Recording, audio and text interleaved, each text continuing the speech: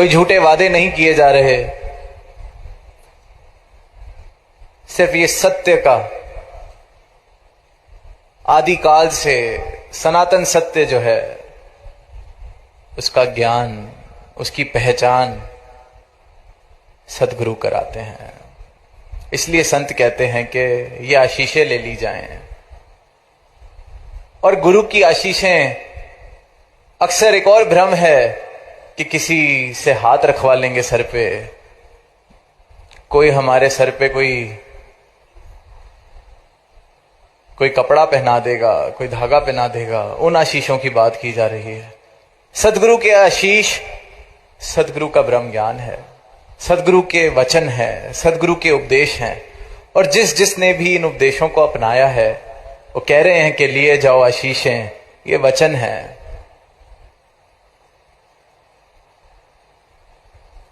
उपदेश है, जीवन जीने की कला है। ये जीते जी ब्रह्मलीन हो जाने की आज महापुरुषों ने बात दोहराई। जीते जी इस मोक्ष को प्राप्त कर लेने की कला की कृपा की रहमत सदगुरु करते हैं और अपने एक एक भक्त पर करते हैं। कोई ये नहीं कि कोई आरक्षण है या कोई रुकावट है। जो इनके दर पर आता है उस पर यह रहमत की जाती है।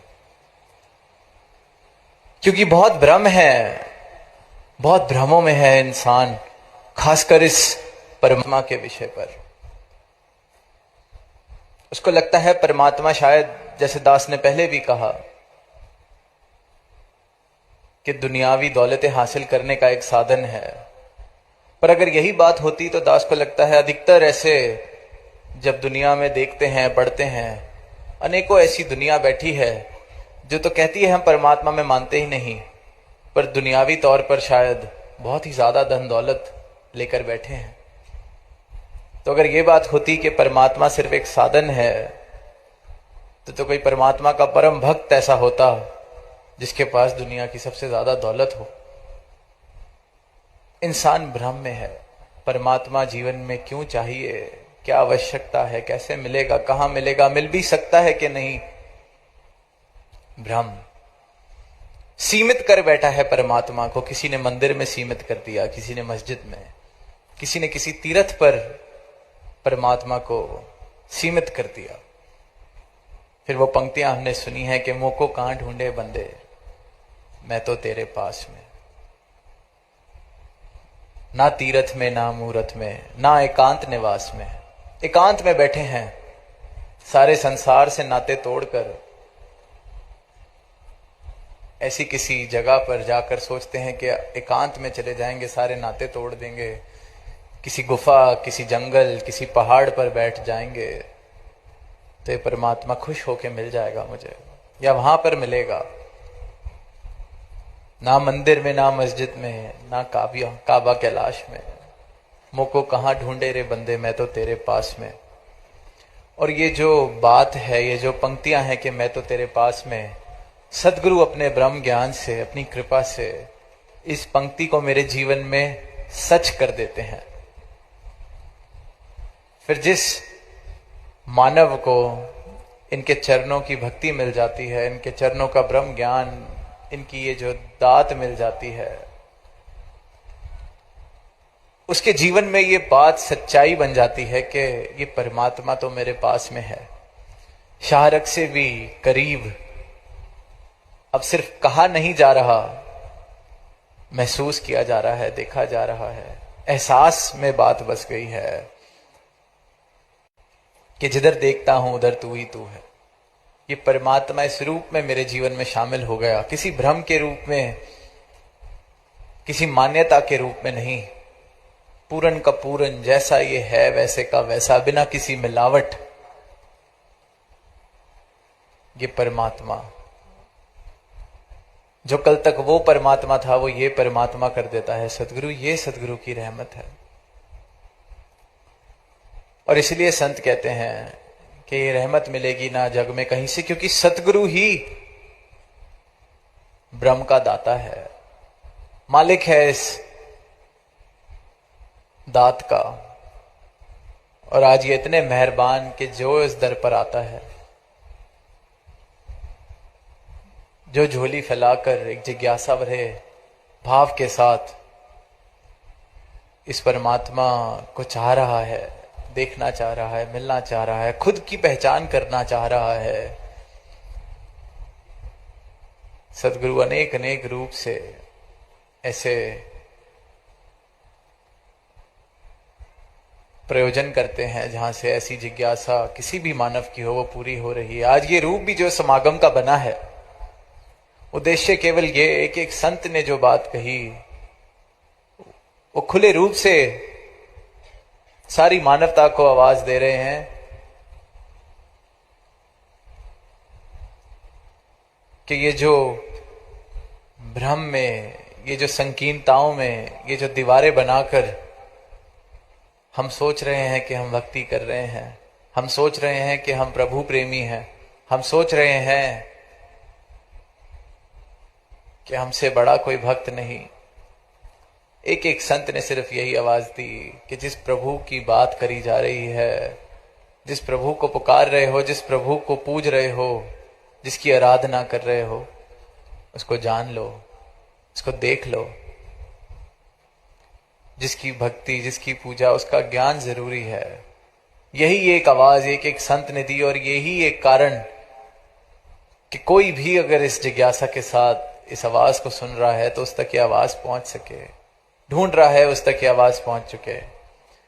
3 दिन हमने देखा किस प्रकार युवाओं पर केंद्रित वो निरंकारी यूथ सिंपोजियम, कितने भ्रम, कितनी ऐसी बातें जो सामने आई कि किस किस प्रकार के भ्रम बनाकर इंसान परमात्मा के बारे में सोचता है और एक एक भ्रम से सद्गुरु का ब्रह्म ज्ञान मुक्त करा रहा है मानव को। वो जो अवस्था थी कि वस्तु कहीं ढूंढत कहीं, कि ये परमात्मा है कहां और मैं कहां कहां जाकर ढूंढ रहा हूं। इंसान होता कौन है इस परमात्मा को सीमाओं में बांधने वाला? इंसान की अपनी हस्ती कुछ वर्षों की, और वो कोशिश कर रहा है कि इंसान इस परमात्मा को बांध ले किसी मूर्ति में, किसी तस्वीर में, किसी स्थान पर, किसी समय में। असीम को सीमाओं में बांधने का प्रयास इंसान कर रहा है। कभी अपनी समझ में कि मैं समझ गया हूं सब कुछ, पर यह परमात्मा असीम है, किसी दायरे में नहीं आ सकता। अगर परमात्मा को हम दायरे में बांधने की कोशिश करते हैं तो परमात्मा की बनाई हुई रचना को भी फिर इंसान ने दायरों में बांध लिया है कि इस पर मेरा हक या उस पर मेरा हक। अपनी अगली श्वास का कुछ पता नहीं इंसान को, इतनी सी हस्ती, खाक में मिल जाना है। अक्सर ये बातें पढ़ता है, पर फिर परमात्मा को किसी 4 दीवारों में या 4 घड़ियों में बांधने की कोशिश। और फिर जब दर्शन होते हैं, तत्व रूप से दर्शन होते हैं सदगुरु की मेहर से, तो समझ आता है कि इस असीम को, कण कण में बसने वाले को मैं क्या समझ रहा था। कितनी नादानियों भरे मेरे प्रयास, मेरी अपनी हस्ती, जिसको मैं कभी अपनी उपलब्धियों से तोल रहा हूं, कभी अपने शरीर से जोड़ रहा हूं। ये तो मेरी अपनी हस्ती है ही नहीं। ये जिस हस्ती को मैंने अपना बाना हुआ है, इंसान जिस हस्ती पर इतना अहंकार कर रहा है, उसके लिए तो कहा गया है कि हस्ती अपनी हबाब की सी है, एक पानी के बुलबुले जैसी हस्ती है जिसका अहंकार इंसान कर रहा है।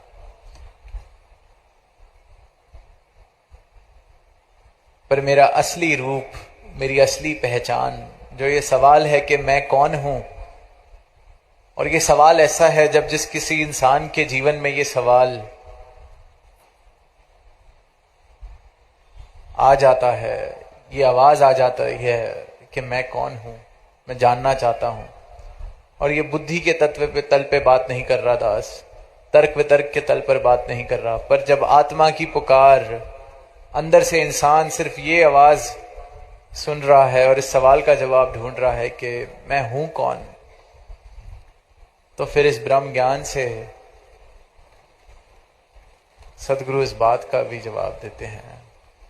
सुना हमने self realisation through God realisation, कि इस परमात्मा की जानकारी, इस परमात्मा की प्राप्ति के बाद मैं कौन हूं, इस बात का भी मुझे जवाब मिलता है। बूंद में पूरा का पूरा सागर है, और वो जब बूंद सागर में मिल जाती है तो वो सागर हो जाती है, और इसी को ब्रह्म ज्ञान के बाद मुक्ति कहा गया है, मोक्ष कहा गया है। जीते जी इस परमात्मा में इस प्रकार मैं लीन हो सकता हूं, इसके एहसास में इस प्रकार लीन हो सकता हूं कि मोई तोई तोई मोई अंतर कैसा। और फिर सही मायनों में भक्ति की शुरुआत होती है, क्योंकि भक्ति हो किसकी रही है, कर किसकी रहे हैं, इस बात का मुझे जवाब मिल जाता है।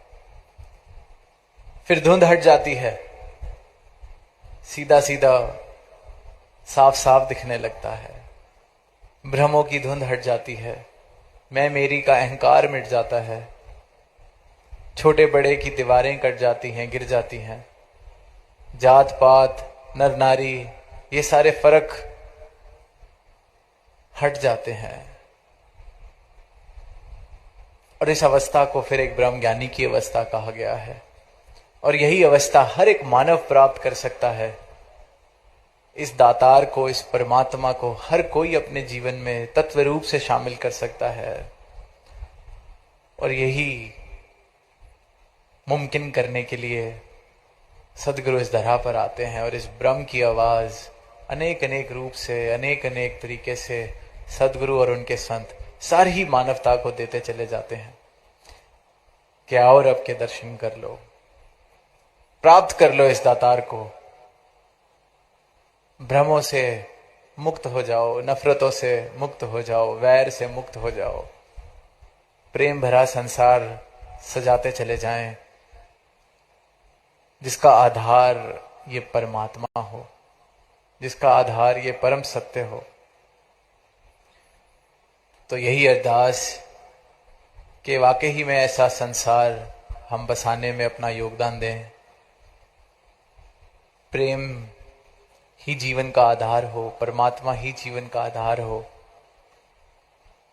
मन में भाव अपनत्व वाले हों, स्वीकृति वाले हों, विनम्रता वाले हों, और इन्हीं भावों से युक्त जीवन सभी के लिए वरदान रूप भी फिर बनता है। तो इन्हीं शब्दों से दास इजाजत चाहेगा, प्रेम से कहना धन्यवाद।